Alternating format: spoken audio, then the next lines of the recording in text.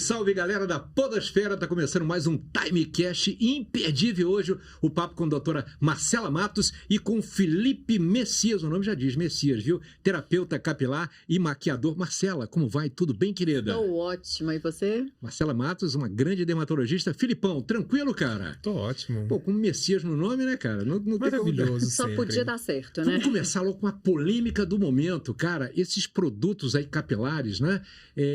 Que podem até provocar cegueira, Felipe. Conta pra gente o que tá rolando. Esse caso apareceu com uma pomada que era usada pra mexer naqueles baby hair, que é um cabelo que eles vão arrumando na testa, as mulheres, porque aí o cabelo fica difícil. E essa pomada, ela escorre com o tempo, com o sol, foi parar no olho e ela começou a causar cegueira. Uma cegueira temporária, mas causou uma cegueira. Caramba, e só cegueira ou teve mais algum efeito? Até então, o que apareceu mais foi sobre essa cegueira que chegava até a deixar a córnea opaca. Umas dermatites também da região em torno dos olhos, né? Conjuntiva ficar mais irritada.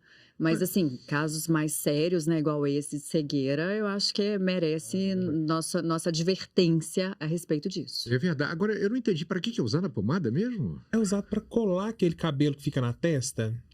As mulheradas, quando quer deixar o cabelo bem certinho, elas começam a arrumar ele. Sabe quando você tá desgrenhada? E o cabelo tá assim? Exatamente. Igual quando faz tratamento de cabelo lá com a gente, que começa a nascer o cabelo igual um sol. Aí você pega e passa aquela pomadinha pra deixar arrumadinha, bonitinho.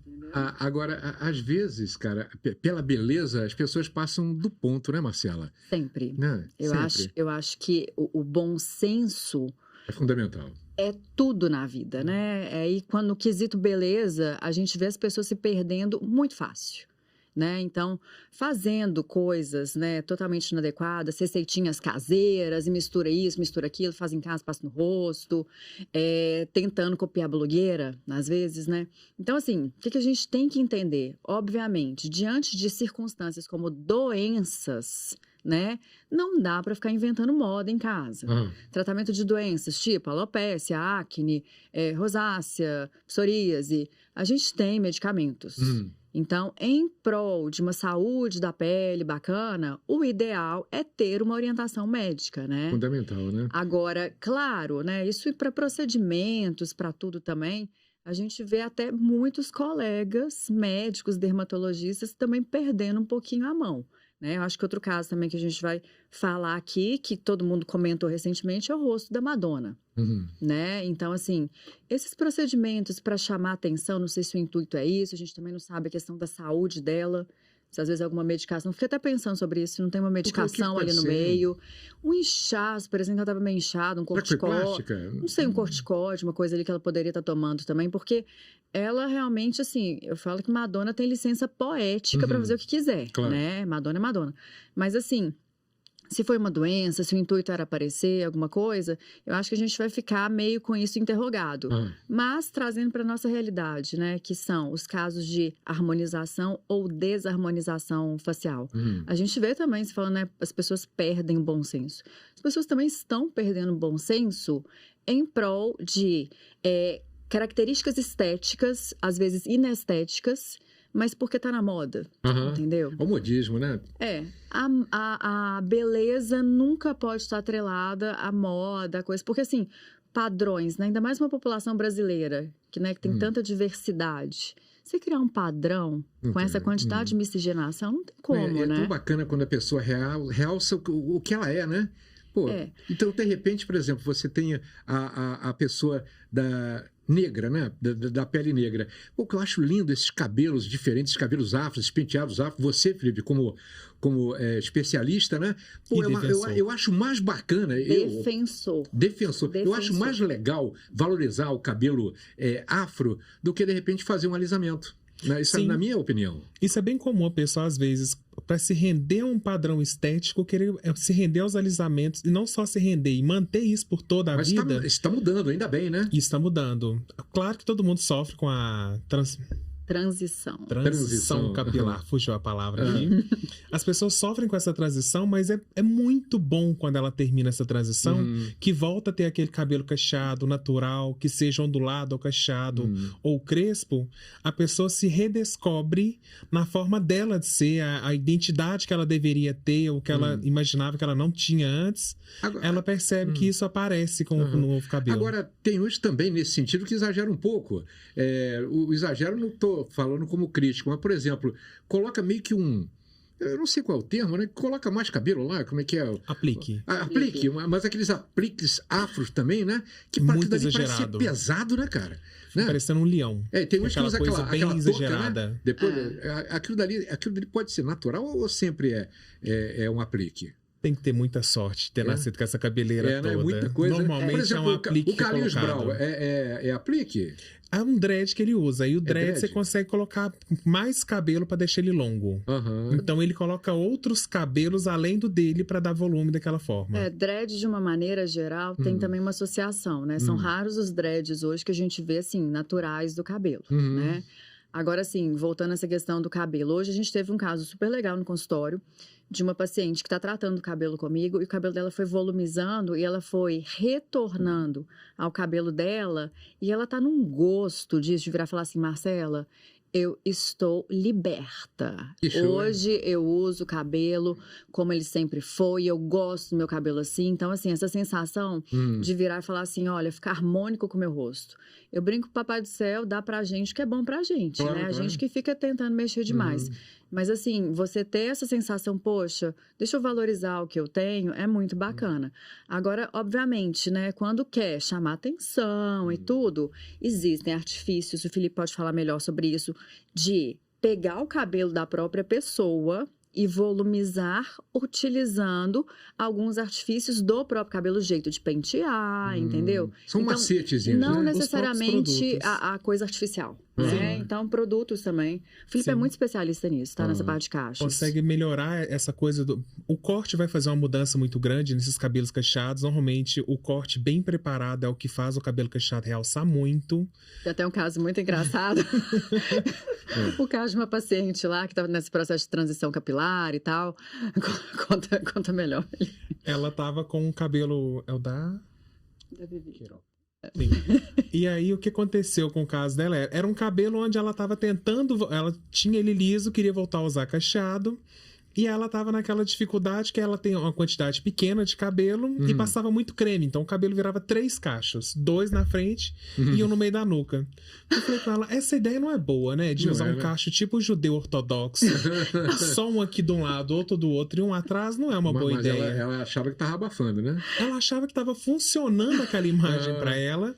E aí, no corte, foi onde eu expliquei para ela o quanto o cabelo dela poderia ser valorizado de uma outra forma. Mas o importante não é ser feliz? Ela estava feliz daquele jeito? Não estava, esse era o ponto. Na verdade, não estava. Talvez ela imaginava que funcionava, mas não funcionava. Ela estava tentando se ajustar para voltar e, assim, achando que ali estava dando conta. Mas ela falou, realmente, estava ridículo, 3. Um cacho atrás, né? Agora, interessante, eu conversando com vocês sobre cabelo, né? Que coisa, né? O que é a vida, né, Marcela?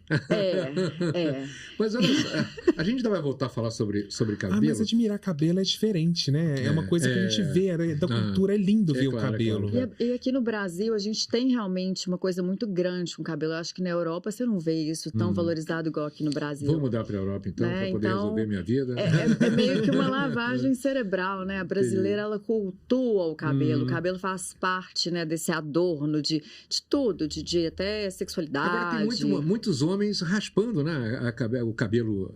Te vê demais, né? E começando a usar próteses hoje. Os homens estão conseguindo evoluir para... Não, raspar às vezes é porque ainda não tem uma alopécia tão grande. E para usar a prótese que pega aqui do topo da cabeça até a frente, eles têm que raspar toda a região que ainda está rarefeita. É a antiga peruca ou é diferente? É diferente. A gente não chama mais de peruca, não, mas no fundo é, tá? Politicamente correto, não é peruca mais. É colado, né? É colado. É uma que a gente chama de micropele. Não é? Talvez. Deve coçar. Depende muito de como que ela foi aplicada, qual o tipo de cola, e se você tem alguma patologia de couro, que é a parte que a gente tem que pensar. Imagina o seguinte, eu não consigo imaginar passar um dia sem lavar a cabeça, tá? As Sim. mulheres geralmente nunca lavam todo dia, né? Acho que não faz bem pro cabelo. Não, você lava? Não, todo dia. Desculpa aí. Mas a maioria não lava 2 vezes por semana, não tem esse negócio? Mulher lavar pô, diz que cai o cabelo, sei lá. Agora, o homem geralmente lava todo dia. Agora, colando lá, lava o quê? 1 vez por semana? Lava a prótese por cima. Ué, mas uma vez como é na que semana, fica o couro? retira ela toda. É como se fosse, é meio permeável também, tá? É uma Só de falar, tá me dando coceira. É uma telinha, tá? Então, assim, evoluiu muito, tá? Hoje a gente tem próteses, assim, carérrimas de 20 mil, entendeu? De tão natural, de tão bacana que elas são. Então, assim, esse mercado é um mercado que tá crescendo muito, que tá mudando, que a gente tá tendo realmente materiais muito legais, que irritam menos e que tornam realmente a pessoa muito bem, sem parecer, tá de peruquinha. Aquela coisa do Zacarias, isso aí não existe mais. Tá? Agora, vamos deixar de lado um pouquinho o cabelo, botar o cabelo pro lado? Vamos pentear o cabelo pro lado? Peraí, deixa eu mudar. Aqui. Pronto. Marcela, e olha só, você como especialista, dermatologista, especialista no bem-estar das pessoas, porque a pele, a pessoa tá bem com a pele dela, pô, deve ser uma coisa fantástica. Principalmente as mulheres são mais vaidosas, mas os homens cada vez mais vaidosos também, né? Tem uma pele bacana, saudável, dá muito trabalho? Olha, é muito caro? Tem pessoas que são geneticamente privilegiadas. Agora a gente conta assim, nos dedos essas pessoas. A imensa maioria das pessoas... Mas o que seria essa pessoa privilegiada com relação à pele? Tem gente que tem os poros fechadinhos, aquela pele perfeita, sem manchas, não tem acne, tudo firminho, entendeu? Sabe assim, sonho de pele de porcelana? Tem gente que tem. Bumbum de neném. Bumbum de neném. Então, assim, isso aí realmente a gente conta nos dedos. São pouquíssimas as pessoas abençoadas que têm essa pele maravilhosa. Agora, a imensa maioria que lute, né? Então, assim, fazer um skincare e curtir aquilo, que eu acho que é o mais legal. Então, assim, com a pandemia, veio essa história do nome skincare, que nada mais é que a nossa prescrição dermatológica, né? A gente sempre fez isso com o paciente, aí depois colocaram um nome bonito para marketing, né? Então, o que é? Lavar a pele com sabonete que é adequado para a pele, tonificar. Cada pele com sabonete? Cada pele com sabonete. Então, sabonete assim, não é padrão sabonete? Não. Cada composição tem na formulação um pH diferente, ativos ou hidratantes ou secativos, dependendo se a pele for que vai seca. Determinar isso, né? Aí que é a grande questão de hoje, infelizmente. A mídia social, ela é muito legal? Demais. Mas ela, ao mesmo tempo, faz um desfavor, que é o quê? Pegar e colocar um skincare como se fosse para todo mundo. Então, às vezes, uma influenciadora que tem realmente, né, uma capacidade de se comunicar bem, ela pode passar uma falsa rotina de skincare e, de repente, prejudicar a pele de uma pessoa que não deveria usar aquele produto. Agora, o que é essencial para qualquer pessoa, até mesmo para essa privilegiada? Olha, isso que a gente está falando. O básico do skincare, limpar. Então, a higienização da pele, ela é muito importante. Aquilo, lavar o rosto normal não é, né? Olha, não é suficiente. A água, muitas vezes, ela não vai conseguir tirar sujidades como excesso de sebo, a poluição. A gente vive num grande centro onde tem poluição. As mulheres usam maquiagens, o protetor solar. Então, tudo isso vai acumulando na nossa pele e vai gerando realmente problemas, como proliferação de micro-organismos, fechamento de poros e piora de doenças latentes ali, tá? Entendi. Então, a gente precisa de higienizar nossa pele diariamente. Agora, por exemplo, o cabelo, né? Tem aquele shampoo, aquele hidratante especial. Ele pode ser espalhado pelo corpo todo para a pessoa lavar o cabelo. Geralmente, aquele shampoo, ele desce para o rosto e tal. Deve ser evitado. Tem contraindicação isso? Não tem contraindicação nisso, até porque esse shampoo já perdeu a capacidade dele de detergente. Então, na hora que ele vai limpar ali o cabelo, ele já limpou o cabelo, ele vai descer já perdendo a capacidade dele. Então, é só mais um produto passando pelo seu corpo. Então, não dá para aproveitar aquele shampoo que estava no seu cabelo e que vai esfregar pelo corpo. E o tal do cabelo seco, cabelo oleoso e tal e tudo. qual o tipo de shampoo ideal para cada tipo de cabelo? Aqueles que ele compra lá na farmácia, dizendo, para cabelos oleosos, para cabelos... E funciona mesmo e tal? Aquilo dali é só propaganda? Precisa de um profissional também para indicar o tipo de shampoo? Precisa de observação. Sua própria observação, você vai notar que se sua raiz está oleosa, você precisa de shampoo para cabelo oleoso. Se sua raiz está seca, você precisa de um shampoo mais hidratante. Para a maioria das pessoas funciona. Assim, se a gente pensar no global sem doenças, né? Então, assim, orientações específicas para cada grupo, eu acho que assim, a partir do momento que aquilo ali foge da normalidade. Agora, o basicão, né? Um couro cabeludo normal, um shampoo para cabelos normais. Um couro cabeludo, lembrar isso, né? Couro cabeludo. Oleoso, shampoo para cabelos oleosos. Mas aí o que rola? Paciente nova, que descolore, então assim, tem muito sebo no couro, mas tá com cabelo louro descolorido. Esse shampoo que vai limpar bem o couro, às vezes para o fio, vai lesar a integridade do fio, porque o fio já está sensível, desidratado. Então, agora, isso que tem que tomar um pouco de cuidado. Às vezes, para o cabelo comprido, a gente tem um shampoo do couro e uma outra orientação, né, para hidratação de haste, né, fios de cabelo, isso é legal. Agora, tem alguma doença que leva a pessoa a estar com o cabelo, sei lá, em queda, ou estar com o cabelo mais ressecado ou mais oleoso? Alguma coisa que tem que ser tratada não diretamente no couro cabeludo, mas de repente com ingerindo medicamento, Marcela?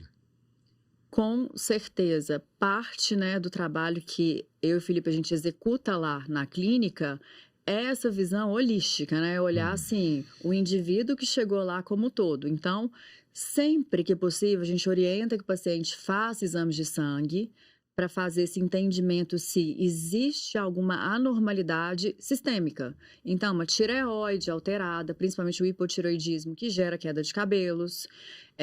Casos, assim, básicos, né? Vitamina D. Vitamina D hoje, praticamente todo mundo tem vitamina D baixa. Isso também pode contribuir para a saúde. Sim, por quê? Às vezes a pessoa pega sol só no rosto. Não é o suficiente. Não é suficiente. No braço não é. Teria que ter uma exposição mais maciça para ter realmente uma ativação da forma inativa da vitamina D para essa forma que é a forma funcional. Mas esse suplemento de vitamina D, ele é indicado? Super indicado. Então, às vezes, por exemplo, seu caso, né? Um paciente super clarinho, que tem um risco aumentado de câncer de pele pela exposição solar desse jeito, crônica, é indicado suplementar. A gente não vai ficar indicando que pacientes de alto risco se submetam a uma exposição solar maciça regular. Mas o regular seria... Se a pessoa não for tão branquinha assim, seria o quê? Uns 15 minutos por dia seria o suficiente? Com grande parte do corpo exposto, sim. Mais ou menos uns 15 minutos a 30 minutos. De bermuda, sem camisa, tá de boa. Isso. Resolve, né? Camisa regata. Com protetor? Aí que é a grande questão. Se o paciente está num horário ruim e tem risco de queimadura, é indicado protetor sim, sabe por quê? A gente não passa a quantidade suficiente do protetor para fazer um bloqueio 100%. Mas em compensação, eu estou bloqueando a queimadura, então, alguma absorção da irradiação eu estou recebendo? Ter, né? Sim. Aquela regra da colher de chá, que assim, nem dermatologista faz, né? Então seria, mais ou menos dentro aqui da mão, né, uma colherzinha de chá para o rosto, 2 colheres de chá para as pernas, 2 colheres de chá para o tronco e 1 colher de chá para os braços. Alguém aplica isso? Ninguém, né? Ninguém faz Impossível. Assim, né? Nem você, né, doutora Marcela? Tá vendo Nem só? Casa de ferreiro, espeta então, de pau. assim, alguma forma, né, de passagem de radiação e ativação pela UVB acontece. É inevitável. Agora, olha só, a gente falou do protetor solar, que é importante até para a pessoa que não pega sol. Seria tipo uma coisa básica o protetor solar diariamente? Considerando a questão do câncer de pele, menos importante. Agora, se tratando de pigmentação de pele, melasma, aquelas sardinhas de sol, envelhecimento precoce, hoje a gente orienta, inclusive em ambientes fechados, o uso de protetor solar. Tá? Aqui, vezes, por exemplo, a gente teria que ter protetor solar aqui no estúdio. Perfeitamente. Tá? Mas por quê? Por causa dessa holofote. E hoje a gente tem falado muito o quê? De smartphone. O smartphone, a luz azul, ela realmente está sendo ligada diretamente à pigmentação de pele. e então, envelhecimento o mundo todo vai ter, né? Porque todo mundo direto no celular, não tem né? jeito. Smartphone, laptop. Computador também? Televisão geralmente fica mais distante, mas né? televisão um pouquinho mais distante, né? O que é mais é isso aqui, ó. A proximidade, né, da irradiação e o tipo do comprimento de onda, que é especificamente essa onda azul. E com relação ao envelhecimento precoce, alguma coisa relacionada ao sol também, a falta de um protetor solar também influencia? Super, né? A principal causa de envelhecimento é o fotoenvelhecimento. Então, é a exposição solar. Então, é mais importante, no caso, o protetor do que o próprio hidratante, creme hidratante? Então, o hidratante para barreira de pele ele é extremamente importante para manter a pele saudável, tá? Então, claro, se for pegar no contexto geral, o que seria uma pele saudável de maneira longeva? Seria uma pele bem hidratada e não exposta abertamente à irradiação solar. A hidratação, ela faz parte, sim, desse processo de cuidado anti-age. Só que, assim, se a gente for colocar por ordem, né? Com certeza eu colocaria primeiro protetor solar, depois a hidratação. Agora, tem protetor solar já hidratante, não tem? Aí que entra a questão. Hoje em dia, eu tenho preguiça de passar o hidratante mais o protetor para... Tem gente que tem, vamos falar a verdade. Tem gente que é mais prática, personalidade. Né? Existe o protetor solar que hidrata. Eu tenho acne. Existe protetor solar que trata a acne. Então, hoje, não tem desculpa para não usar protetor solar. Tem com cheiro, tem sem cheiro, tem com cor, tem sem cor. Então, é protetor solar para tudo quanto é gosto. Mas, por exemplo, quem está sem grana, né? O pessoal desprovido do dólarzinho, né? Da libra esterlina, né? Ou do nosso real. Também tem protetores com valores melhores. Mas tem alguma fórmula caseira que, para quem não tem grana mesmo, tem alguma coisa que dá para fazer em casa? Olha, o velho e cansado óxido de zinco, tá? Que está presente nessas pomadinhas de assadura de criança. Eles fazem, sim, esses produtos que fazem barreira. Tipo sem fazer nenhum nome, mas tipo hipoglós. O óxido de zinco, ele faz parte da composição de alguns produtos que formam barreira. Então, exemplo, tem hipoglós lá do neném, parará, vai sair no sol, tá sem protetor. Você pode pegar muito bem e passar uma barreira do óxido de zinco em áreas que estão mais sujeitas a queimadura, tipo o ombro, região do decote e essa região de bochecha, nariz, que vai fazer, sim, e o cheirinho proteção. É bom? Adoro o cheirinho de hipoglós. Adoro aquele cheiro. Cheiro de... É gostoso, né, neném? É verdade. Aquela coisa tenra, né? Palavra essa. Agora, olha só, você que tem neném novo, né? Tá com 2 anos. 2 aninhos, né? Desde cedo já tem que cuidar da pele? Ou tem que aguardar, esperar uma idade mais avançada? Super. Qual que é o papo dermatológico hoje? Principalmente os primeiros 18 anos de vida são os determinantes para uma saúde da pele, seja para risco de câncer de pele, seja para envelhecimento. Então, o que acontece? Na nossa infância, a gente não teve tanta informação, tanto acesso a produtos. Então, hoje, a gente tem que fazer o contrário. Por exemplo, para o meu filho, eu faço questão. Um hidratante dermatológico, né, que seja compatível com a pele dele, que é uma pele mais sensível.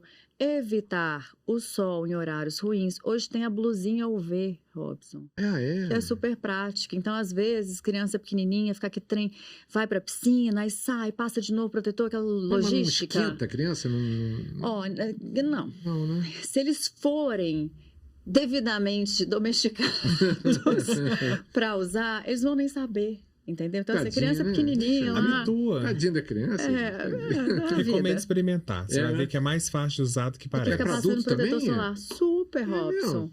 Hoje, os materiais são super levinhos. Não tem mais aquela coisa assim, sabe? Tipo, tá me claustrofóbico, né? É um negócio fininho, gostoso. Molhou, parará, não precisa ir lá repassar o protetor solar, tá prontinho. E provavelmente muito caro, né? Que essas coisas são sempre bem caras. Né? Ainda são produtos para um nicho específico. Então, assim, a reclamação de todo dermatologista é o quê? Acesso. Então, a gente que mora no Brasil, protetor solar tinha que ser uma coisa de graça.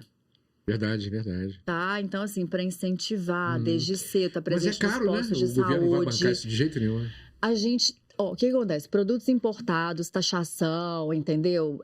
Laboratórios que têm, né, um nome a zelar. O produto realmente ele tem um valor que é acima do acesso financeiro da maioria das pessoas, né? Agora aqui, o hipotiroidismo, ele afeta tanto a pele quanto o cabelo, né? De que forma ele afeta os dois? O hipotireoidismo e o hipertireoidismo também pode afetar?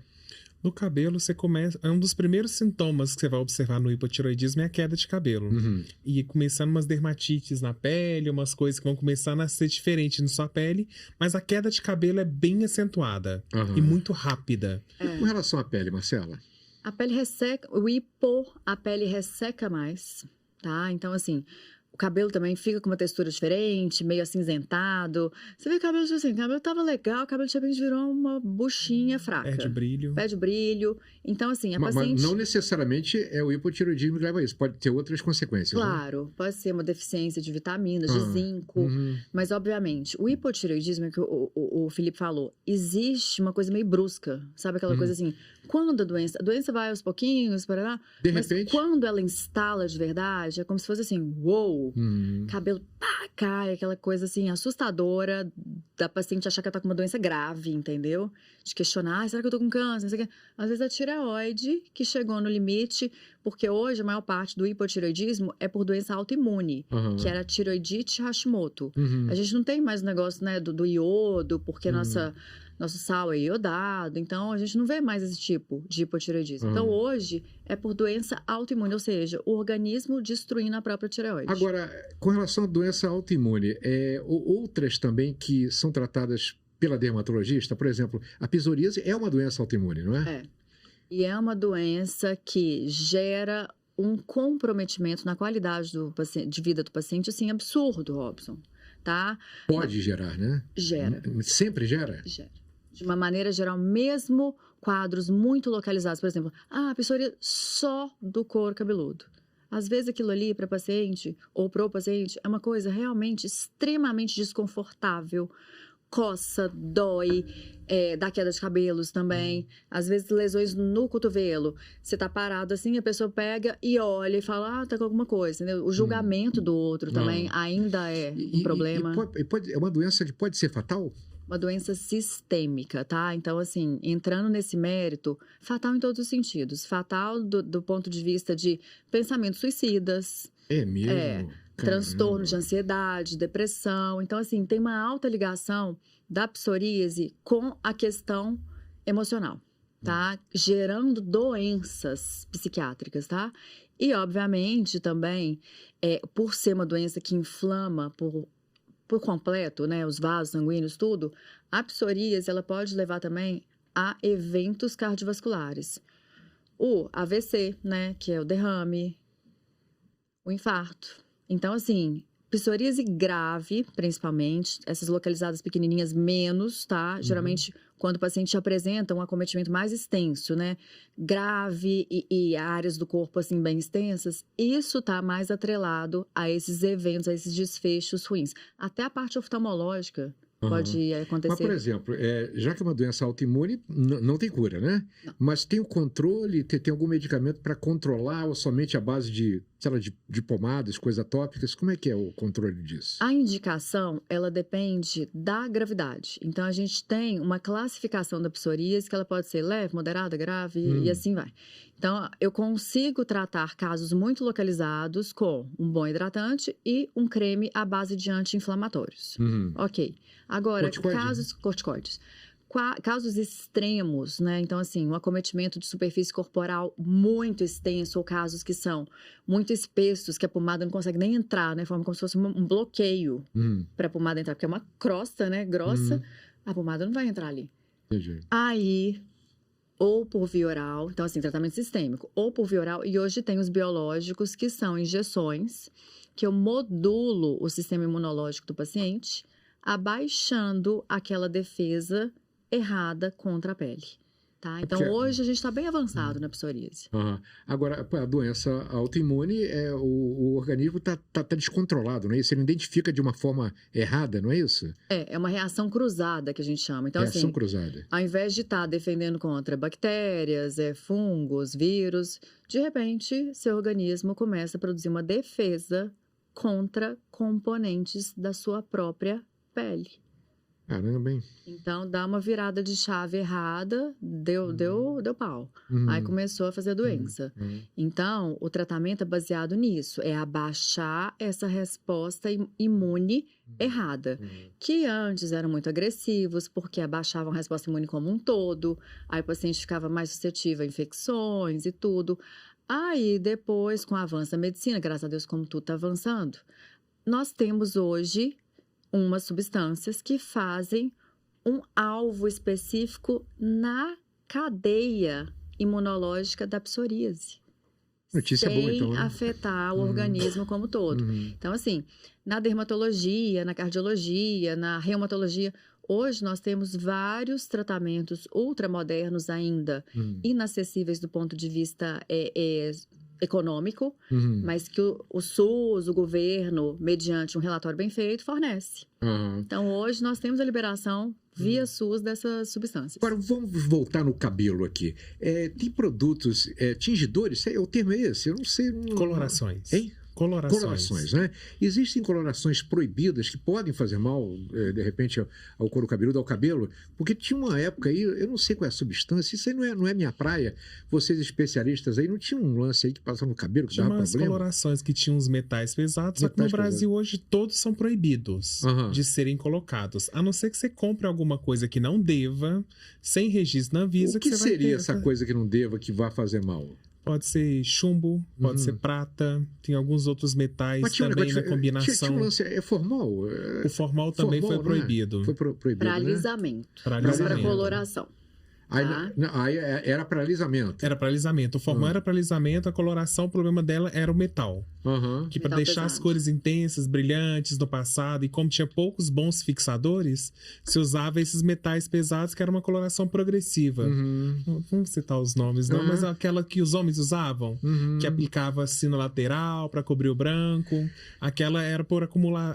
Tem umas, aí não sei se é coloração, mas tem umas que, por igual minha mãe usa, que não é bem uma coloração, um shampoo que fica meio, sei lá, parece meio luzes, né? É uma coloração também. É uma coloração? A gente chama eles de shampoos colorantes, que é uma coloração sem amônia.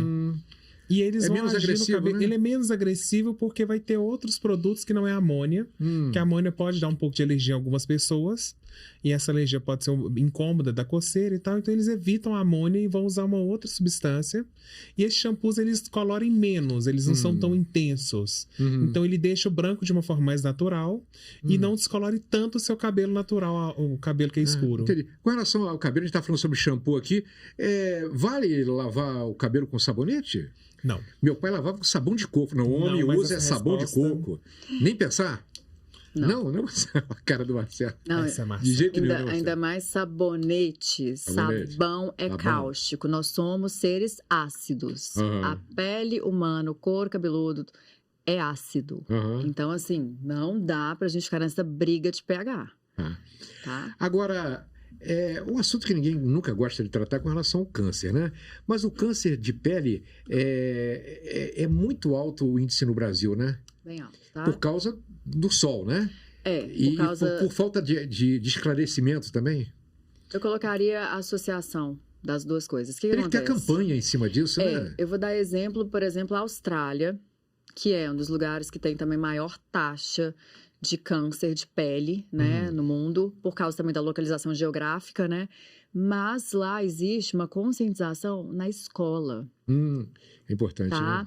Pensando que eles são mais clarinhos e tudo. Então, assim, existe uma campanha do governo para fazer essa conscientização desde muito cedo.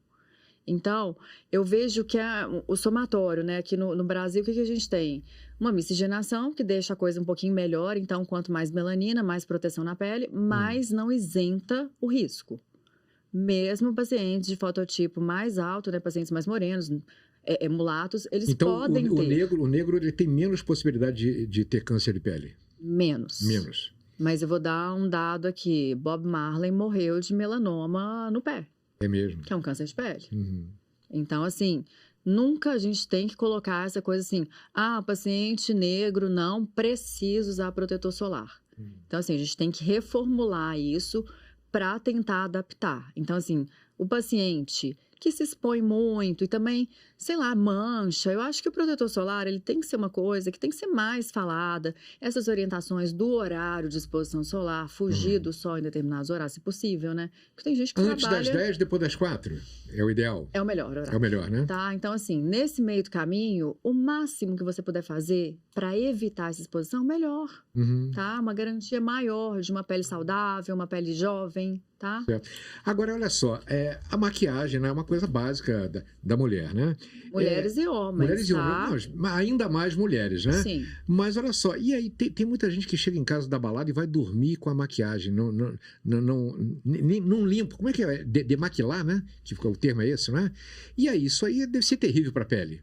E pro travesseiro também, né? Que vai ficar tudo sujo. A roupa de cama, dependendo da fixação da maquiagem, a roupa de cama também sofre. Então, o que a gente está fazendo ali? A gente está acumulando um dia, né, de sujidade, de tudo, numa pele que tinha que realmente passar por um processo de higienização. E então, como é feita essa higienização? Olha, quanto mais coisas fixadoras, então hoje a gente tem umas bases fixadoras e tudo, então aí a vida da pessoa tem que ser realmente programada para tirar aquilo, né? Então, a lavagem da pele... Demora, né? Abundante, passar camadas de sabonete. Você pode fazer a limpeza do grosso, principalmente, né, esse tipo de fixação, com demaquilante antes, que é um produto específico. Eu, particularmente, alguns demaquilantes, principalmente os bifásicos, obviamente eu vou pedir para usá-los antes. Bifásico é aquele que é o líquido junto com o óleo. Você sacode assim, limpa bem. Mas às vezes para uma pele oleosa, vai ficar aquele resíduo, não é legal. Aí você pede para higienizar de novo depois com sabonete. Então, só o demaquilante eu acho pouco. Eu acho que vale a pena a associação do demaquilante com um sabonete para cada tipo de pele, obviamente. Pô, gente, papo legal. Vamos convidá-los em outras oportunidades aqui, viu? Mas valeu demais, doutora Marcela Matos, uma querida nossa, né? Grande dermatologista. E o Filipão Messias aqui, ó. Puxa vida, faz um trabalho tão bacana, que ele é especialista em cabelos, né? Em maquiagens também, terapeuta capilar. Obrigado, Felipe. Obrigado, doutora Marcela. Beijinho no garotão lá. Beijo. Agora aqui, se inscreva no nosso canal se você gostou, tem sempre conteúdo, tem sempre vídeo novo, tem sempre o nosso Timecast aí rolando. Você se inscreve no canal, dá aquele like, ativa o sininho e dá uma moral pra gente, falou? Foi mais um Timecast, obrigado, gente.